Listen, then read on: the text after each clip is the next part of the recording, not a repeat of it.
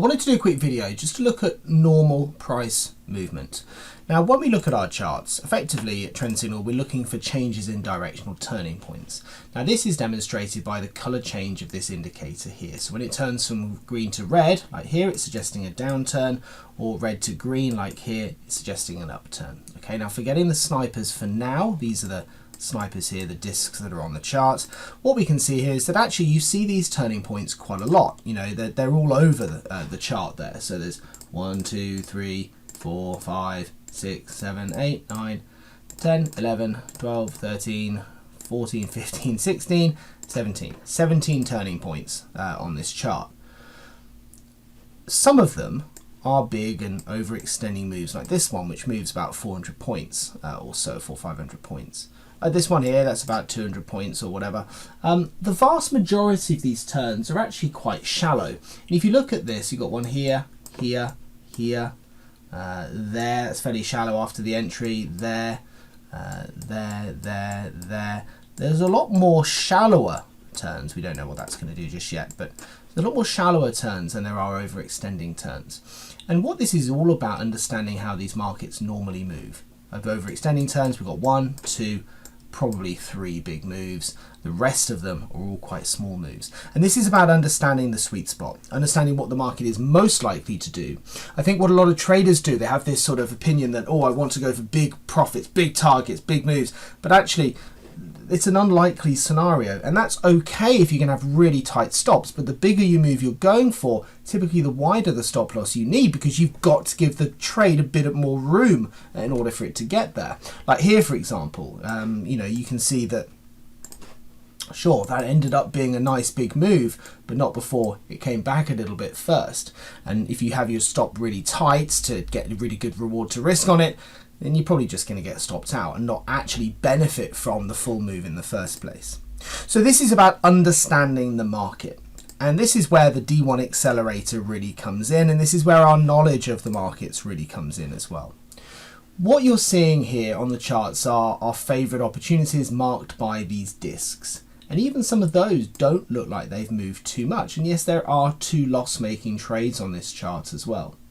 But what we're looking for this is to understand what this market is typically going to do. And we're looking to exit at that point. So we're looking for what the market should do, not what the market is less likely to do.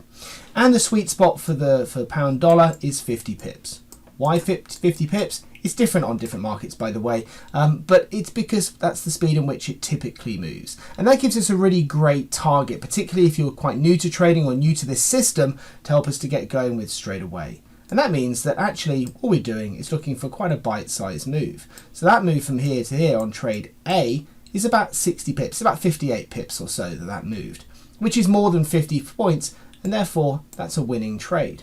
Now the market then reversed on a sixpence, and of course that's actually what we kind of expect. We expect it to go 50 or 60 points and then reverse, because otherwise actually our target would be 60, 70 or 80 pips, wouldn't it? We wouldn't be looking for 50 if the most likely scenario was 80 or 100 or more. So this is what happens time and time again. You see a small move, there's the next trade, trade B, another trade, there's a buying opportunity there, the green outline and so on. And then from there the market rallied, and it rallied about 80 or 90 pips, okay? And that's fine. And then the market reversed on a sixpence again. Anyone who's holding out for a 200-point move or whatever is going to end up getting stopped out for a loss, or maybe a break-even trade or something like that. Either way, if you don't understand the way in which these markets move and have a system or a strategy that can capture that typical movement, then you're not going to make money. Trendsignal users using this D1 Accelerator strategy made a profit on trade A and on trade B. But I expect a lot of traders would have lost on both of those opportunities. Trade C here, that's a rather bigger move, and it moves probably about 100, 150 points or something like that. So it's a decent enough opportunity. But again, we're then moving down to the small moves followed by a reversal. That's a loss-making trade. We can't do a great deal about that. Decent move, small move, 50 pips. Thank you very much.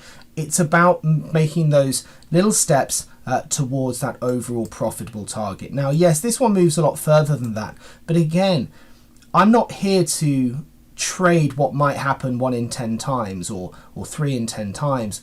What I want is something that's more consistent. I'm happy to trade off and have less profits on certain trades because I can then get my profits on other trades. That leads me to a more consistent outcome and a more consistent result throughout my month of trading. Because what I want to be doing is making advanced steps as I go through the month to an overall end of month profit target. The bigger your stops, the bigger the targets you're going for, the more streaky your performance is likely to be, and the more frustrating it can be as well. And believe me, I've seen it. So this was a trade we had here a couple of days ago. It's hit target already. It was a short from the 17th of January. I did a video on those opportunities too. Really nice days of trading. Quite a few of those trades have actually reversed, and the reason I'm doing the video today is because I wanted to delve into a couple of those just very quickly to see what's happening. So there was 3 or 4 trades that I wanted to look at from that were signaled on the 17th of January. Let's have a look at Euro New Zealand first of all. Been a bit choppy lately, but this gives you a really good example of what we're talking about. So we had a buy trade here. Okay, there's the buy. Got the green sniper disc, the line turning from red to green and so on. The disc is doing, the system is doing the hard work identifying the trade for us. But look at this trade. It looks like a rank loser, doesn't it? Here we are, price has gone up a little bit, little sniff, and then it's come back down here. This is an absolute winning trade. And in fact, if I just quickly show you our TradeMate tool, I'll show you exactly how I know that, because all of our members would have been able to use this system and trade it in the same way. Calculate trade details with a target price of 168.21. What's the price done? So we're long from 167.71. And did the price get to beyond 168.21? Yes, it did. That's that level there. It's got about 20 pips to pass that target, 18, 20 pips. So it's a really nice winning trade. The fact that it's then reversed after that, A, I don't really care because we're already out and taking our profits, and B, it's kind of what's expected. Like I said, if we're expecting this trade to go 200 points, and generally always to go 200 points, then our target would be 200 points or 190. It's 50 for a reason, because that's the sweet spot. It's about trading what this market is more likely to do. It's about understanding the best turning points and trading those accordingly. That's what the sniper disc does, and that's how we identify and then manage those trades as well. Pound Aussie, sorry, not Euro Aussie, Pound Aussie, you can see something similar. A little choppy, to be honest, this market, but that's okay. Again, that happens from time to time. Didn't stop it from being a buy a couple of days ago. It's actually rolling into a possible sell trade tonight too, but we'll have to see there. But there's the buy. What did the market do? It took profit out of that choppy move as well. So there we are, long from 189.20 or so, and the market then goes up to 189.85. That's 65 points. That's enough for a profit, and that's enough for a win. Sterling New Zealand, pretty much the same thing. So you can see again here, you know, again, nice move up to there. That's about 80 pips again before the market reversed extremely quickly.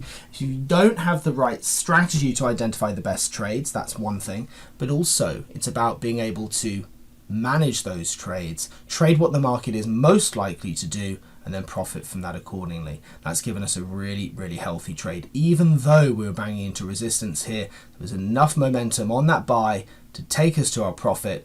We take our 50 pip win, and then we're moving on to the next trading opportunity. If you would like more information about trading the right way, Trendsignal is giving you the opportunity to see and hear about its services live at a free online seminar. Take a look at the Trendsignal website for the latest events and to book your free place.